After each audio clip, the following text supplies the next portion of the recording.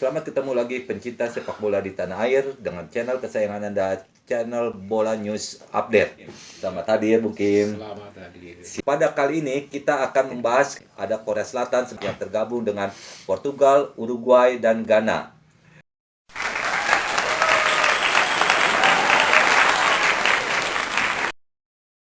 Pencinta Bola News Update, kita akan membahas itu adalah pertandingan perdana dari Korea Selatan menghadapi dengan Uruguay. Berbicara tentang Uruguay, Uruguay adalah salah satu tim yang disegani di Amerika Selatan. Saat ini posisinya juga adalah 12 ranking FIFA. Dan menjadi salah satu tim yang disebut-sebut sebagai kuda hitam pada ajang Piala Dunia 2022 di Qatar. Uruguay yang juga sering disebut dengan La Celeste ini merupakan salah satu perwakilan dari Amerika Selatan dan mereka sukses mendampingi Brasil, Argentina, dan Ekuador. Walaupun dia itu finish di urutan ketiga di zona Amerika Selatan atau CONMEBOL. Pada Piala Dunia 2022 di Qatar, Uruguay diyakini akan berbicara banyak mengingat dia itu 2 kali menjadi juara dunia, itu pada tahun 1930 dan tahun 1950. La Celeste mengoleksi 2 gelar Piala Dunia di edisi pertama 30 menjadi juara ya saat terpilih menjadi tuan rumah. Nah, sementara dalam catatan Piala Dunia, sejarah Piala Dunia, itu ya tuan rumah yang terakhir menjadi juara adalah Prancis. Ya, sejak itu selalu gagal, gitu. Jadi sangat menarik itu membicarakan tuan rumah kayak gitu. Nah, pada Piala Dunia 1950 dengan mengejutkan Brasil di babak final dikalahkan oleh Uruguay. Itulah dia juara dunia kedua kalinya, kan. Sejak saat itu memang Uruguay tidak pernah lagi melewati fase-fase penyisian babak grup gitu kan, apalagi untuk berbicara di final, sehingga Uruguay itu seperti turun naik walaupun dia ada suatu tim yang selalu dianggap itu dia emang tim yang hebat ya. Di situ juga ada banyak bintang yang kita tahu, di situ ada Suarez ya. Jadi emang Uruguay ini emang sesuatu tim yang dipandang untuk lolos 2022. Emang Uruguay ini tidak semulus Argentina dan Brasil. Performa Luis Suarez dan kolega dapat dikatakan itu inkonsisten. Jadi mengalami pasang surut menghadapi para pesaingnya di zona CONMEBOL. Bahkan Uruguay itu sempat terlempar dari zona aman usai menuai 4 kekalahan beruntun di babak kualifikasi.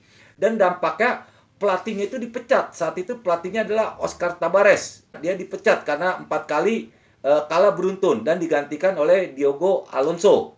Di bawah Alonso inilah Uruguay sukses menang 4 laga dan dia akhirnya bisa di posisi ketiga untuk lolos ke Piala Dunia. Tapi tetaplah Uruguay ini juga dipandang karena dia juga emang pengalaman untuk mentas di Piala Dunia gitu. Nah, di Uruguay ini selain ada Luis Suarez, di situ ada Darwin Núñez, ada Federico Valverde, kan ada bahkan kita tahu juga Edison Cavani, ada Ronald Araujo yang main di Barcelona, bahkan kipernya itu Sergio Rocher, dia yang tampil gemilang di 4 laga sisa yang membawa Uruguay akhirnya menjadi tim ketiga dari CONMEBOL ini yang lolos ke Piala Dunia. Nah, berbicara tentang pertandingan Uruguay melawan Korea itu menjadi menarik karena dalam sejarah Korea ini udah tidak asing dengan tim-tim di grup H. Ya, dalam sejarah Piala Dunia mereka sudah pernah bertemu gitu. Bahkan untuk Korea Selatan, Portugal, dan Ghana untuk memperebutkan tiket 16 besar. Jadi sangat dimungkinkan Korea itu emang sangat berpeluang, kan? Karena mereka itu pernah mengalahkan Ghana, pernah mengalahkan Korea, mengalahkan Portugal, juga mengalahkan Uruguay gitu. Jadi sudah punya pengalaman. Di Rusia 2018, Uruguay itu juga pernah mengalahkan Portugal. Jadi ini emang grup yang sangat seru ya. Makanya si kiper ini, si Rocket ini mengatakan, sejak saat pengundian grup, kami menyadari bahwa ini akan menjadi sangat seimbang. Akan sangat sulit melawan tim yang kami kenal. Tim yang menunjukkan kepada kami bahwa mereka sulit dikalahkan. Tetapi kami memiliki tim yang hebat dengan perpaduan yang tepat dari pemain berpengalaman dan pemain muda yang punya rasa ingin sukses. Itu makanya Uruguay itu juga berkeyakinan bisa mengalahkan Korea Selatan. Jadi ini akan menjadi pertandingan yang sangat seru dalam laga pembuka grup H dan emang sangat sulit diprediksi. Mungkin 50-50 ya, artinya ya kemungkinan emang akan seri dan kemungkinan dengan melihat pemain-pemain bintang yang jauh lebih berpengalaman, Uruguay itu bisa mengatasi Korea Selatan. Kalau menurut saya mungkin gitu ya, atau mungkin ada pandangan lain? Ya, bisa saja itu terjadi gitu. Artinya ya, tergantung statistik yang terjadi lah. Misalnya Korea Selatan ini juga kan bukan tim kacangan. Artinya kalaupun misalnya publik ke Portugal ataupun publik Uruguay menganggap ini adalah grup lemah atau grup yang ya enteng gitu. Ya tidak juga gitu, karena Korea Selatan ini juga punya sejarah yang bagus di Piala Dunia dan juga Ghana bukan kaca. Berbicara Ghana tadi udah disinggung oleh Bung Kim, itu pertandingan selanjutnya itu Korea Selatan melawan Ghana. Mungkin Bung Kim punya catatan tentang Ghana sehingga bagaimana nih nanti dalam partai Korea Selatan lawan Ghana? Saya kira ini Ghana ini juga tim kuda hitam ya, artinya banyak pemain yang unggulan di sana ya, ada Thomas Partey. Ada Daniel Amarte, Jordan Ayew.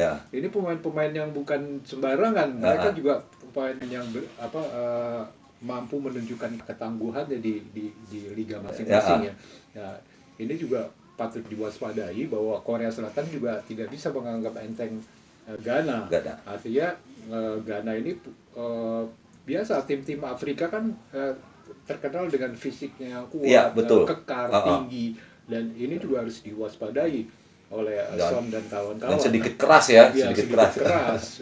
Permainan keras mereka biasa gitu, tapi bukan berarti kasar ya. Nah, jadi peluangnya nih kalau lawan Ghana itu siapa yang menang nih menurut Bung Kim nih? Ya, kalau sekarang ini mungkin prediksinya adalah 50-50 ya. Artinya ini tim yang di bawah Uruguay atau Portugal gitu.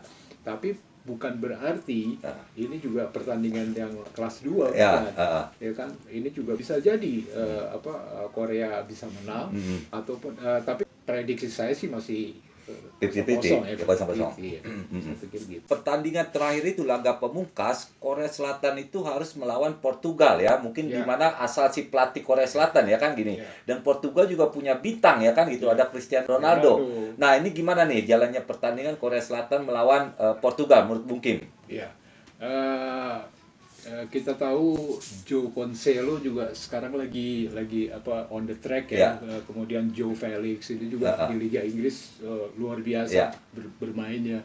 Bahkan Cristiano Ronaldo meskipun dihujat beberapa kali dibully karena tidak bisa memainkan tiki taka.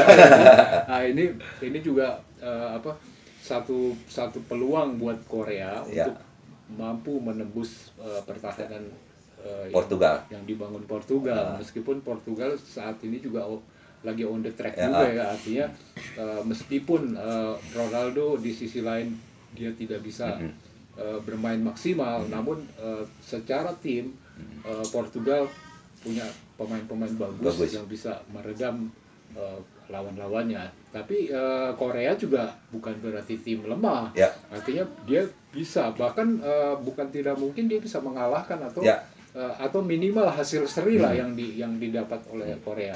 Saya kira itu. Nah, tadi kan Bung Kim kan mengatakan bukan tidak mungkin Korea Selatan itu bisa mengalahkan Portugal. Nah, ini terus digarisbawahi dan saya sangat setuju mengingat bahwa Portugal itu lolos ke Qatar juga melalui babak playoff. Ya kan? Dan sangat disayangkan lawan terakhir Portugal itu adalah Makedonia Utara yang mengalahkan Italia.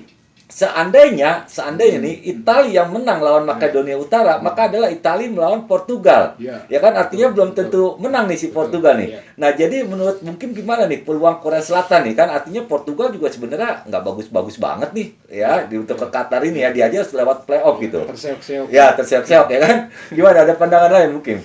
Ya, dalam sepak bola 1 kali 1 belum tentu. Belum tentu 2 kali 2 4. Ya, di atas kertas suka beda emang ya. Ya kan, tetap kita berpegang teguh pada prinsip itu. pemain-pemain Korea saat ini dilatih oleh Paulo Bento ini juga bukan pemain yang sembarangan, artinya dia mampu meskipun dia masih di bawah Iran ya. Tapi artinya Korea selalu menunjukkan ketajamannya gitu ya, baik di pertahanan, di sektor tengah maupun di sektor depan. Mereka punya pemain-pemain yang sama-sama baik, sama-sama berkualitas dan mempunyai pelapis-pelapis yang bagus. Oh, yang sama artinya yang kemampuannya sama. ya. Artinya ketika Son tidak main, ada beberapa pemain yang bisa menggantikan dia.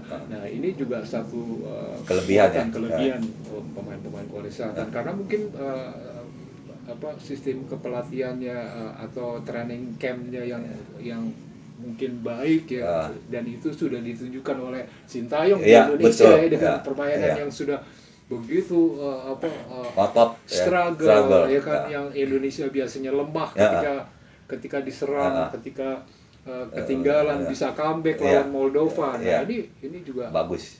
Artinya Korea bagaimanapun punya peluang untuk maju ke 16 besar.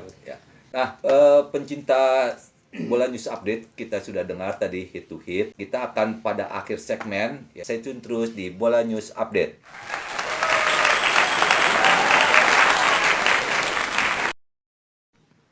Pencinta sepak bola di tanah air dan juga pemirsa Bola News Update, sekarang kita sudah di akhir segmen.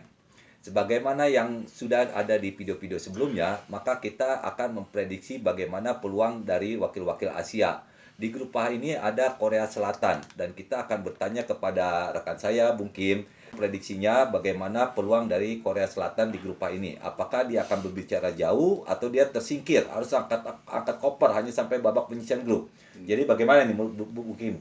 Lawan yang dihadapi juga bukan tim sembarangan. Artinya di sana ada Portugal, ada Uruguay yang juga menunjukkan ketajamannya. Artinya pemain seperti Luis Suarez ini juga patut diwaspadai, ekstra keras ya, artinya menjaga dia untuk tidak gampang membobol gawang ya. Ini pemain-pemain back Korea juga harus ekstra waspada. Kemudian dia dengan Portugal, dengan pemain-pemain bintang, ada Cancelo, ada Ronaldo yang sudah kita tahu mega bintang.